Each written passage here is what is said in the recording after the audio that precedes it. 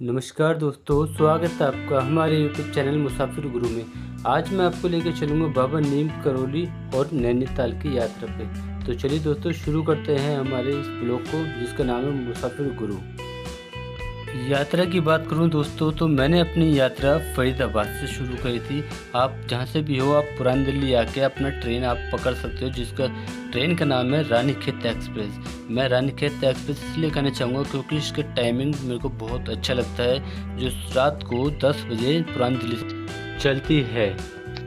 फरीदाबाद से मेट्रो पकड़ने के बाद मैं पहुंचा सीधा पुरानी दिल्ली रेलवे स्टेशन, जहां से रानीखेत एक्सप्रेस बिल्कुल तैयार मिल गई थी मेरे को। वहां से बैठने के बाद मैं सवेरे राइट अपने टाइम से 5 बजे मेरे को ट्रेन ने उतार दिया था। यह ट्रेन काठ गोदाम तक जाती है, लेकिन मैं हल्द्वानी स्टेशन पर ही उतर गया था, क्योंकि यहाँ से बस बिल्कुल खाली जाती है, बस बनकर चलती है। तो आप बाहर जैसे रेलवे स्टेशन से 100 मीटर की दूर बाहर जाएंगे तो आपको भाई बसों की लाइन मिल जाएगी, जो कि कैंची धाम, नैनीताल और रानीखेत वगैरह अल्मोड़ा जाती हैं। स्टेशन से 200 मीटर की दूरी पर ही उत्तराखंड रोडवेज का बस स्टॉप आपको मिल जाएगा, जहां से कि आप दिल्ली, उत्तराखंड जहां की आप जाना चाहते हैं वहां से सारी बस सुविधाएं आपको मिल जाती हैं। बस ना लेकर अगर आप टैक्सी से भी अगर तो आप नैनीताल या कैंची धाम जाना चाहते हो, तो यहाँ से वहाँ बस कैब की सुविधा भी उपलब्ध है, लेकिन उनके चार्जेस आपको कैंची धाम जाना चाहते हो तो 200 से 250 रुपये आपको कैब चार्ज करता है। लेकिन मुझे एक भैया मिल गए थे जो कि 150 रुपीज़ में मेरे को कैंची धाम ले जाने के लिए तैयार हो गए थे। टैक्सी की अगर मैं बात करूं तो रेट फिक्स नहीं होते हैं, लेकिन आप वहां बार्गिंग भी कर सकते हैं, जो कि थोड़ा बहुत कम ज़्यादा होती है। आप ये चौक देख रहे हैं, इसका नाम है भवाली चौक, जिसको कैंची धाम के चौक से भी जाना जाता है।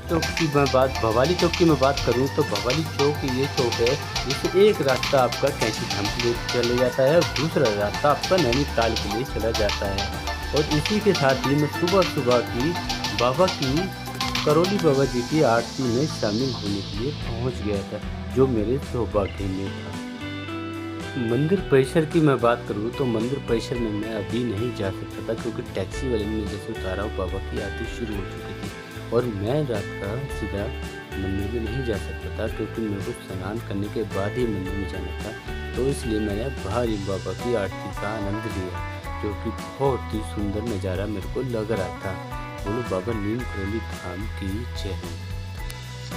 बात करें बाबा नीम करोली के चमत्कारों की, तो बाबा जी के चमत्कारों की बहुत सी किताबें हैं जो कि छपी हुई हैं, और बाबा नीम करोली की आपको बहुत सारी वीडियो आपको यूट्यूब पे आपको मिल जाएंगी। बाबा के भक्तों की बात करें तो उनकी बहुत लंबी लिस्ट है, जिसमें से एक एप्पल के स्टीव जॉब्स और फेसबुक के मार्क जुकरबर्ग और भारतीय क्रिकेट टीम के विराट कोहली भी शामिल हैं। आप अपने जीवन में सुख, शांति और मन को सुकून चाहते हो तो एक बार बाबा नीम करोली जी के दरबार में आप एक बार जरूर जाइएगा, जहाँ जाने के बाद आपके मन को बहुत शांति मिलेगी। प्रसाद की बात करें तो आपको मंदिर के गेट पर ही दुकान मिल जाएगी, जहाँ से आप लड्डू का प्रसाद या कंबल भी ले सकते हैं, जो कि आपको वहाँ चढ़ाया नहीं जाता है, वहाँ पे बाबा जी के चरणों में लगा के आपको वापसी दे दिया जाता है, जो कि आप घर में ला के आप अपने मंदिर में रख सकते हैं। मैंने बस का सफ़र इसलिए चुना ताकि मैं आपको कम से कम पैसे में आपको नैनीताल और कैंची धाम की यात्रा करा सकूं। मैं चाहता तो टैक्सी भी ले सकता था, लेकिन टैक्सी का किराया बहुत ज़्यादा होता है, इसलिए मैं आपको कम से कम आपको इस यात्रा कराने का मैंने आपसे वादा किया है, तो वो मैं आपको पूरा करूँगा।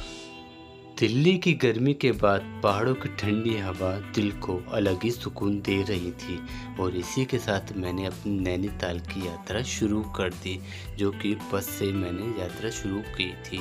चाहता तो मैं टैक्सी भी ले सकता था, लेकिन नहीं, थोड़ी जाम में से जूझने के बाद मैं पहुंच गया था नैनीताल, और मैं पहुंचते ही इस लाइन में लग गया। मैं सोचा कि भंडारे की लाइन है, लेकिन थोड़ी देर बाद 10 मिनट बाद मेरे को पता चला कि ये लाइन तल्ली ताल से मल्ली ताल तक रिक्शे के लिए लगाई गई है, जिसका किराया एक तरफ से ले जाने का 10 रुपये होता है। और ऐसी ही लाइन ये तल्ली ताल से लगती है और ऐसी लाइन मल्ली ताल से लगती है, जो माल रोड से होकर गुजरती है। नैनीताल में जाम की बात करें तो जाम बहुत ही भयंकर जाम लगा हुआ था, और जाम लगे भी क्यों ना, मुझे तो ऐसा लगा कि पूरी दिल्ली ही शायद गर्मी से परेशान होकर नैनीताल में आ गया हो। पुरानी दिल्ली से अगर मैं ट्रेन के किराए की बात करूं तो 215 रुपये एक तरफ का किराया लगा था, जो कि टिकट मैंने ऑनलाइन ही कराई थी। काठ गोदाम से अब वापसी की अगर आप पुरानी दिल्ली टिकट कराओगे तो वो भी 215 रुपये की ही होगी। और अगर बस के किराए की बात करूं तो कैंची धाम से मेरे को बस का किराया जो है नैनीताल तक का 50 रुपये लगा था, जो कि उत्तराखंड रोडवेज का किराया होता है। नैनीताल में अगर होटलों की बात करें तो मई और जून के महीने में वो डबल से भी ज़्यादा हो जाता है, और उसके बाद भी कई बार ज़्यादा पैसे में भी होटल मिलना मुश्किल हो जाता है। तो मैं आपको सलाह यही दूंगा कि आप होटल की बुकिंग पहले ही करा कर जाएँ, तो आपके लिए ज़्यादा अच्छा होगा। नैनीताल में कई बार जाम की स्थिति देखकर वहां पर होटल की बुकिंग के द्वारा ही नैनीताल में एंट्री दी जाती है। जैसे कि मैं आपको पहले भी बता चुका हूं कि मैंने अपना ये टूर बहुत ही सस्ते में प्लान किया था, तो वो कैसे आपको करना है उसके बारे में मैं आपको बताऊंगा। क्योंकि मैंने रहने का एक दिन का मात्र 200 रुपये पे किया था, और 200 रुपये ही मैंने एक दिन का खाने का पे किया था। तो इतने सस्ते में टूर करना बहुत ही मुश्किल है, तो इसकी पूरी जानकारी मैं आपको ज़रूर दूंगा। यहाँ की लोकल महिला द्वारा काफ़ी अच्छे वूलन के वस्त्र बनाए जा रहे थे, जो कि सामने आपकी आंखों पे बनाए जा रहे हैं। यहाँ से आप काफ़ी ऊनी वस्त्र ले सकते हो, जैसे कैप, जुराबे और काफ़ी मफलर जैसी चीज़ें आप यहाँ से बच्चों के लिए, अपने बड़ों के लिए, सबके लिए आप यहाँ से खरीद सकते हो।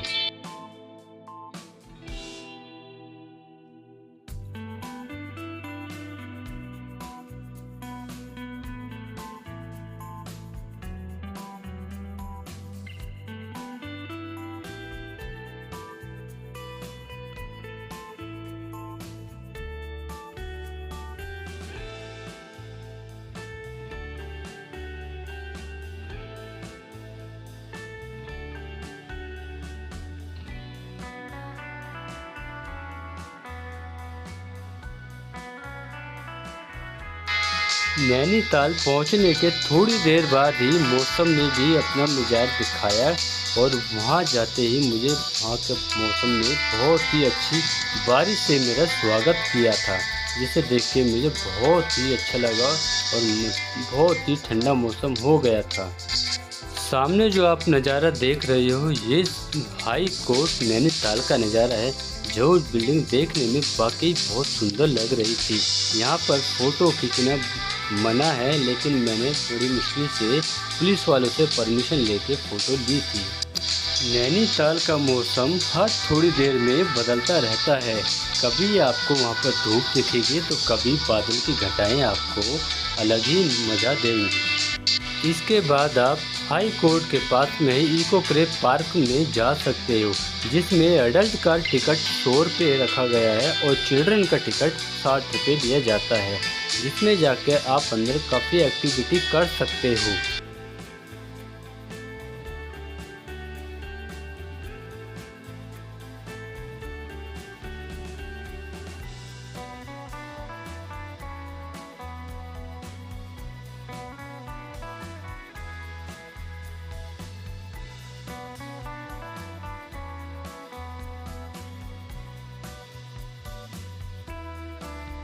बुल राइड का बात करें तो इसका किराया 100 रुपये टिकट होता है, जो कि जब तक कि ये आप बुल आपको फेंक नहीं देता तब तक का ये होता है, उसके बाद आपको बैठने नहीं दिया जाएगा।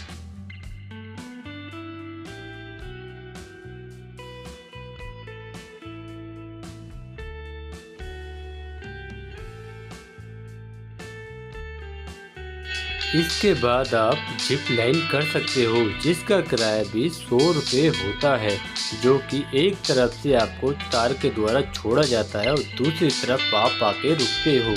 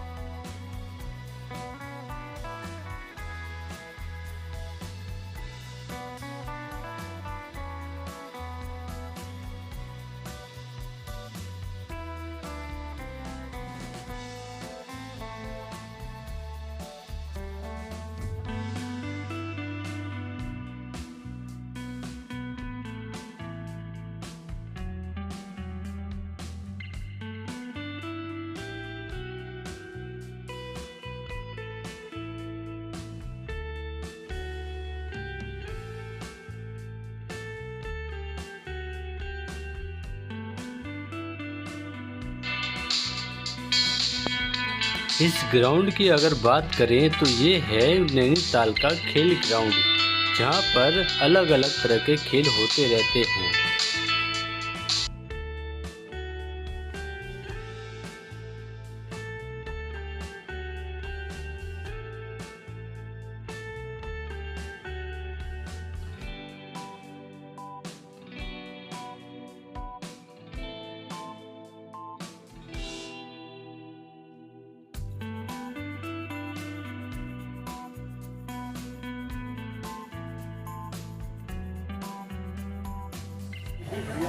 देखो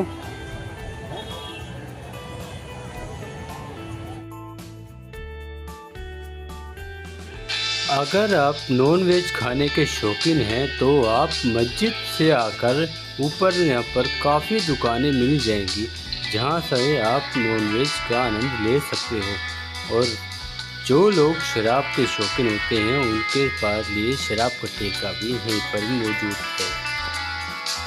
इसके बाद मैं पहुंच गया तिब्बत मार्केट में, जो कि नैनीताल की बहुत अच्छी मार्केट है।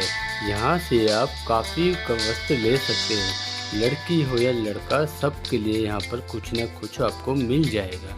ये मार्केट अपने आप में बहुत ही अलग ही मार्केट है। अब मैं आपको अगर अपने जाने आने सारा किराया खर्चा बात करूं तो मेरा 200 रुपये जाने का किराया लगा, 200 रुपये वापस ट्रेन का आने का, और 200 रुपये एक दिन वहाँ रहने का किराया, और 200 रुपये ही मेरा एक दिन में खाने का खर्चा लगा था। तो ये कैसे हुआ, इसके लिए मैं आपको आगे की वीडियो में ज़रूर बताऊँगा। ये मेरा पहला पार्ट है जिसके लिए मैंने अभी बनाया है।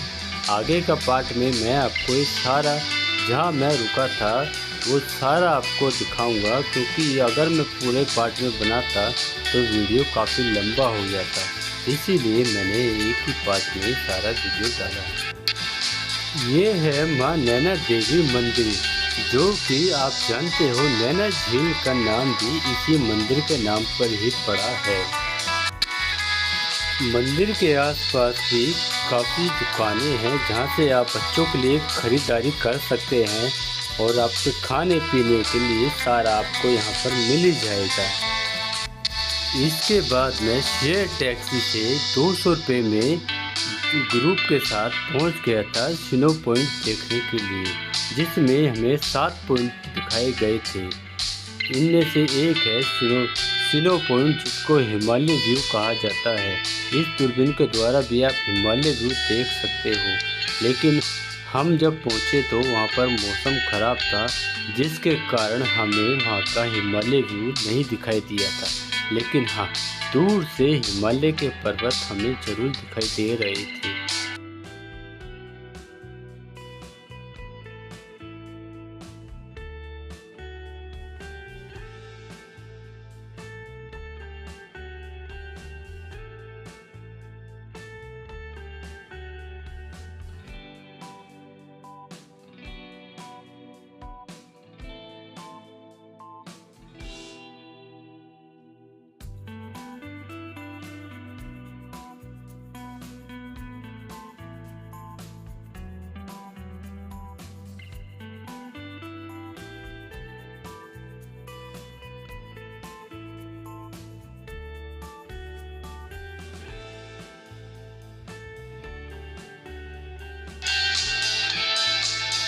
यह जो नक्शा आप देख रहे हो ये अंग्रेज़ों द्वारा बनाया गया नक्शा है, जहाँ से बताया गया है कौन सा पर्वत कितनी ऊंचाई पर है।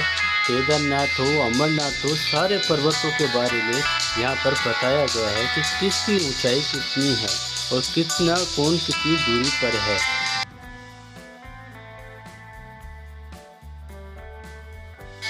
ये जो आप देख रहे हो ये है नैनी झील, जिसको आप अगर ऊंचाई से अगर आप देखेंगे तो ये मैंगो के आकार की आपको दिखेगी।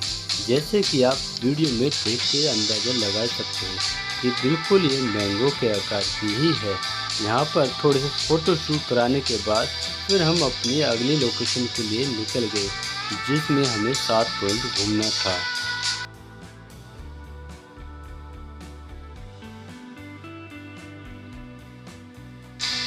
इसके बाद सबसे अच्छी जो मेरे को लगा वहाँ मैं पहुँचा वो है एसी गुफा।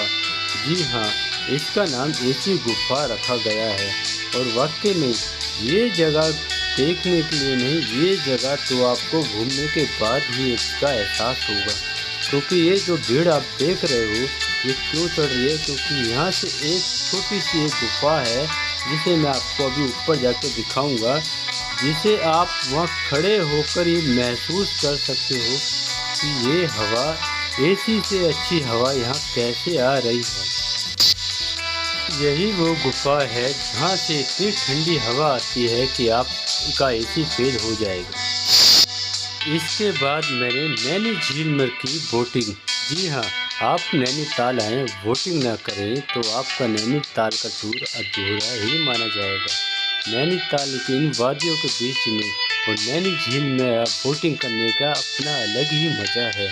और बात करें इनकी बोटिंग के चार्ज की तो पूरे राउंड का जो फुल राउंड इनका होता है वो आपसे लेते हैं 420 रुपये। और आपको हाफ राउंड अगर करना है तो उसका चार्ज लेते हैं 320। लेकिन मैं अकेला था तो मैंने शेयरिंग के साथ में ही किसी से 100 रुपीज़ में शेयर बोट ले ली। अगर आपको भी स्केच बनवाने का शौक़ है और आप भी चाहते हो कि लाइव आप स्केच बनवाना चाहते हो तो ग्राउंड के बाहर ही ये भैया मेरे को मिल गए, जिनसे आप 300 रुपये में स्केच बनवा सकते हो। बात करें नैनीताल में पास में ही और घूमने की जगहों की तो आप नैनीताल में माल रोड पर स्थित एक चर्च में भी जा सकते हो, जो देखने में बहुत ही सुंदर लग रहा था। चर्च से थोड़ी ही दूरी पर चिड़ियाघर मौजूद है, जो कि मैं आपको बताना चाहूँगा वीरवार के दिन बंद रहता है, तो इसलिए मैं आपको चिड़ियाघर नहीं दिखा सका। जैसे कि दोस्तों मैं आपको बता चुका हूँ कि ये मेरा पहला पार्ट है। मेरे दूसरे पार्ट में आपको मैं बताऊँगा कि मैं जहाँ पर रुका था वो जगह कैसी है और कैसा वहाँ का खाना है। तो इसके लिए आपको मेरे चैनल को सब्सक्राइब करना पड़ेगा। तो प्लीज़ ये मेरा पहला ब्लॉग है, आप मेरे चैनल को सब्सक्राइब ज़रूर कीजिए और लाइक कीजिए और अपना कमेंट कर अपनी राय ज़रूर दीजिए। इसके द्वारा मुझे मोटिवेशन मिलेगा ताकि मुझे पता चले कि मैंने आपके लिए जो वीडियो बनाया है वो कैसा बना है और जानकारी जो दी है वो मैंने आपको कैसी दी है। कुछ अगर गलत लगे या कुछ भी हो तो आप मुझे कमेंट करके ज़रूर बताइएगा। लेकिन आप चैनल को सब्सक्राइब लाइक ज़रूर कीजिए। मेरा दूसरा पार्ट देखने के लिए ज़रूर सब्सक्राइब कीजिए प्लीज़, चूके ना, जो कि बहुत ही इम्पोर्टेंट पार्ट आने वाला है, पार्ट 2, जिसमें आपको बहुत ही महत्वपूर्ण जानकारी आपको मैं देने दूंगा। इसी के साथ दोस्तों आपसे विदा लूँगा, मिलते हैं हमारे दूसरे पार्ट में। तो जुड़े रहने के लिए आप सभी का धन्यवाद।